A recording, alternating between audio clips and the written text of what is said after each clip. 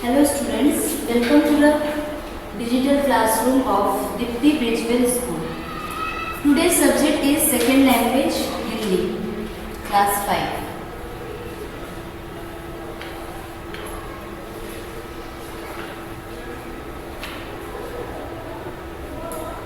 Worksheet A1 and chapter number 11. Chapter name is Yavakrita. आज हम यवकृत के बारे में पढ़ेंगे. यवकृत कौन था? यवकृत ऋषि भारद्वाज का इकलौता पुत्र था. तो वह किस तरह से अपने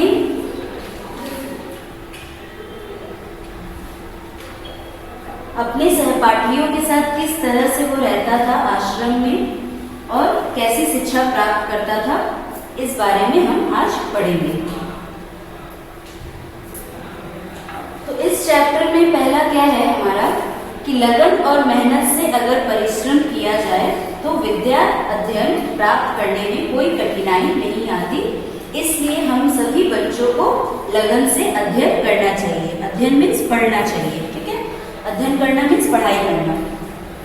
तो यहाँ पे कहानी में क्या है कि भारद्वाज ऋषि का आश्रम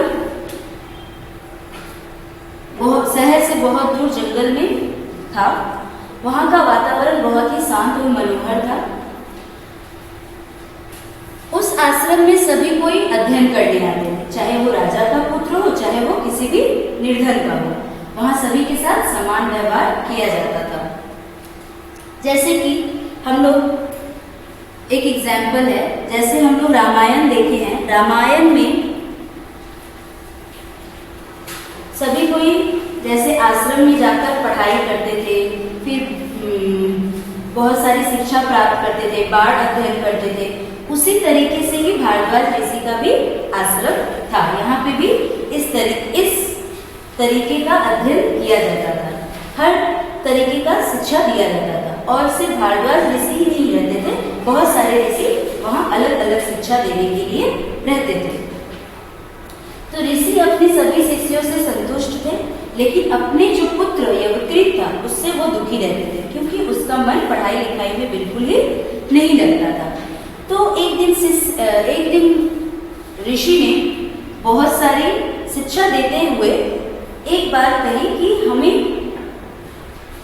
इंद्र के बारे में सबको पढ़ाया कि देवताओं के राजा जो इंद्र है वो सबकी इच्छा पूर्ण करते हैं, उनसे जो भी मांगो वो दे देते हैं. लेकिन इच्छा प्राप्त करने के लिए, वरदान प्राप्त करने के लिए हमें इंद्र भगवान का तपस्या करना पड़ेगा. तो यह बात यवकृत को बहुत अच्छा लगा. उसने पिता की अनुमति लेकर अपनी तपस्या आरंभ कर दी. तपस्या करते करते एक दिन इंद्र भगवान प्रसन्न हुए और प्रसन्न होकर उसे बोलते हैं कि मैं तुम्हारी तपस्या से बहुत प्रसन्न हूँ, बोलो तुम क्या मांगते हो. तो यवकृत क्या मांगता है? यवकृत बहुत खुश हो जाता है इंद्र भगवान को देखकर और बोलता है कि मुझे विद्या का वरदान दीजिए. तो यवकृत की बात सुनकर इंद्र आश्चर्य में हो जाते हैं और वो बोलते हैं कि विद्या का वरदान ऐसे नहीं मांगा जाता है. तुम विद्या अवश्य प्राप्त करोगे, परंतु इसे प्राप्त करने के लिए वरदान नहीं, किसकी आवश्यकता है? परिश्रम की आवश्यकता है. तो इस पर यवकृत बहुत ही दुखी हो गया और दुखी होकर वह फिर से तपस्या पर बैठ गया. फिर इंद्र प्रकट हुए. फिर वो बोले कि बेटा तुम उल्टी गंगा बहा रहे हो. विद्या प्राप्त करने के लिए वरदान की आवश्यकता नहीं होती. विद्या प्राप्त करने के लिए हमें क्या करना पड़ता है? पढ़ाई लिखाई करना पड़ता है, बहुत ज्यादा परिश्रम करना पड़ता है, तभी तो हमारा रिजल्ट अच्छा आता है ना. अगर हमें कोई बोल देगा कि नहीं तुम बहुत अच्छा रिजल्ट प्राप्त मिलेगा, तुम्हें बहुत ही अच्छा मार्क्स मिलेगा, बट हम पढ़ाई ही नहीं करेंगे तो ऐसे नहीं होगा. तो हमें उसके लिए क्या करना पड़ता है? पढ़ना पड़ता है. यही चीज इंद्र भगवान ने यवकृत को बहुत समझाया. तो इतना कहकर इनसे अंतर्ध्यान हो गए. तो यवकृत की इच्छा शक्ति बहुत तीव्र थी. वो बोला कि मैं कैसे भी करके विद्या का वरदान लेकर ही रहूंगा. बट यहाँ पे क्या होता है कि एक बार फिर यवकृत तपस्या करते करते वो गंगा स्नान करने के लिए चल पड़ता है और गंगा पर जाकर देखता है कि एक वृद्ध हाथ से बालू उठाकर क्या करता है, गंगा पर पुल बनाने की कोशिश करता है। जब वो कोशिश करते हुए वो वृद्ध को देखता है तो उसके पास वो जाकर बोलता है कि आप यहाँ पे क्या कर रहे हैं। तो उस बाबा ने जब उत्तर दिया कि मैं इस बालू से पुल बनाऊंगा, तो यवकृत ने वृद्ध से पूछा कि बालू से क्या पुल बन जाएगा। तो वृद्ध बोला कि नहीं, बने चाहे नहीं बने, बट मैं बालू से ही पुल बनाऊंगा। तो इस पर बहुत ज्यादा बहस होने लगता है वो वृद्ध और यवकृत में। बल्कि वो वृद्ध कौन रहते हैं, वृद्ध इंद्र भगवान ही रहते हैं, जो उसे समझाने की कोशिश करते हैं कि हमारे जिद से कुछ नहीं होता है, हमें कुछ भी प्राप्त करने के लिए पहला क्या है, परिश्रम की आवश्यकता है। तो इस पर यवकृत को क्या होता है कि भूल का अपने एहसास होता है और उसने वृद्ध की तरफ ध्यान से देखकर फिर वो उसके पैर पकड़ लेता है और बोलता है कि मुझे क्षमा कर दीजिए, मैं अपने पिता के आश्रम में जाकर परिश्रम के बल पर ही विद्या प्राप्त करूंगा। तो उस पर इंद्र भगवान उसे वरदान देते हैं कि तुम सभी प्रकार की विद्याएं प्राप्त करके अपने पिता के समान बहुत बड़े ज्ञानी बनोगे। इतना कहकर इंद्र वहां से चला गया। जब यवकृत पिता के आश्रम में पहुंचा तो वो पहले जैसा यवकृत नहीं था, उसने मन लगाकर अपना अध्ययन शुरू कर दिया और परिश्रम करके विद्या प्राप्त की। तो स्टूडेंट्स, इस पाठ से हमें क्या शिक्षा मिलती है कि लगन और मेहनत से ही हमें विद्याध्ययन या कोई भी चीज हमें प्राप्त करने में कठिनाई नहीं होती है अगर हम लगन और मेहनत करेंगे। इसीलिए हम किसी भी चीज को प्राप्त करने के लिए, चाहे वो शिक्षा हो, चाहे वो कोई भी कठिन चीज हो, इसके लिए हमें बहुत सारा मेहनत करना चाहिए। और 4 टॉपिक है इस पे, जैसे विद्या प्राप्त करने के लिए लगन और मेहनत परम आवश्यक है। नेक्स्ट है बिना कर्म किए कोई भी फल हमें कभी भी प्राप्त नहीं हो सकता, और परिश्रम ही सफलता की कुंजी है और परिश्रम से विद्या भी प्राप्त की जा सकती है। इन 4 पॉइंट के इस पाठ से हमें यही शिक्षा मिलती है। अब आते हैं नेक्स्ट पेज पे। आपका फर्स्ट एक्सरसाइज है चैप्टर नंबर 11 का महत्वपूर्ण शब्द। इसको आपको कॉपी में करना है। First take out your fresh page of your Hindi copy and put the chapter number 11.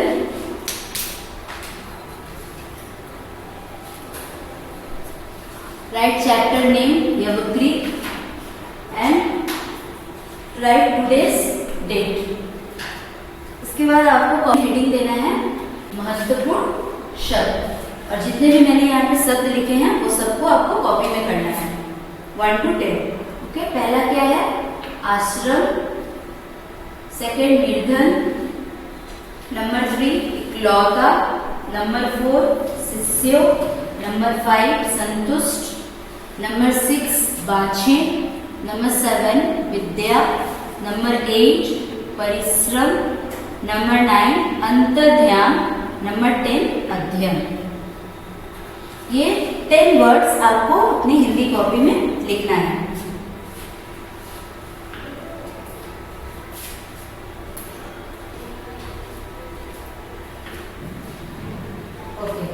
Next page पे पेज नंबर 51, पेज 51 का question number 3 open page number 51 and question number 3 का मैंने सिर्फ यहाँ पे आंसर लिखा हुआ है।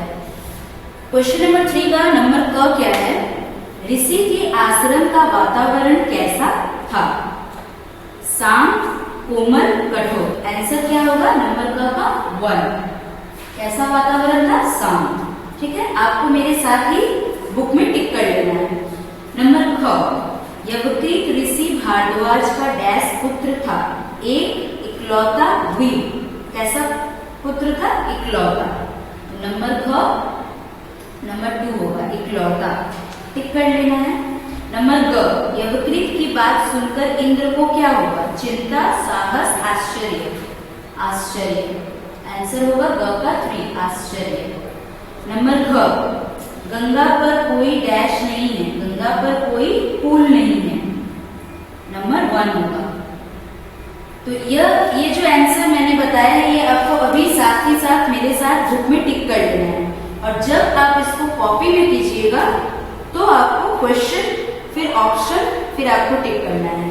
मतलब जैसे बुक में है पूरा आपको कॉपी करना है और कॉपी में फिर आंसर को टिक कर लेना है। तो यहाँ कॉपी में क्वेश्चन विद आंसर दोनों होना चाहिए, ठीक है। Next question number 4। Question number 4 page number 51। Open page number 51। Question number 4 रिक्त स्थानों की पूर्ति कीजिए। यहाँ भी सिर्फ मैंने आंसर लिखा हुआ है। तो नंबर को है यवकृत डैश का इकलौता पुत्र था। किसका पुत्र था? भारद्वाज, ठीक है। आंसर होगा नंबर ख, मैं डैश की तपस्या करके उन्हें प्रसन्न करूंगा। आंसर होगा इंद्रदेव, मैं इंद्रदेव की तपस्या करके उन्हें प्रसन्न करूंगा। नंबर ग, उसकी बाँछें खिली, ठीक है, मतलब वो बहुत खुश हो गया। तो आंसर होगा बाँछें। नंबर घ, क्षमा करे बाबा डैश से डैश नहीं बन सकता। तो पहला होगा क्षमा करे बाबा बालू से पुल नहीं बन सकता। तो पहला में बालू होगा, दूसरा में पुल। तो मेरे साथ साथ ये आपको पूरा बुक में आंसर कर लेना है पेंसिल से। और जब आप इसको कॉपी में करना है तो क्वेश्चन को कॉपी करना है, फिर उसके बाद आंसर लिखना है। Okay, next page, here is your homework. Number 1, right महत्वपूर्ण शब्द जो मैंने लिखवाया है एंड शब्दार्थ। शब्दार्थ है आपका पेज नंबर 50 में मिलेगा। शब्दार्थ पेज नंबर 50, लेसन नंबर 11, वहां से आपको कॉपी में करना है। तो महत्वपूर्ण शब्द और शब्दार्थ को कॉपी में किए।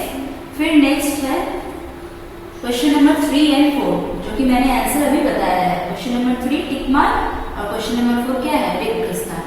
तो ये दोनों आपको कॉपी में करना है, बुक एंड कॉपी। बुक में तो अभी मेरे साथ ही कर लिए हैं और कॉपी में आपको फिर बुक से कॉपी करना है with question and answer, both दोनों ही होना चाहिए इन बुक एंड कॉपी, ठीक है। So for today class, next video I will come with part 2, okay, of this chapter. Thank you.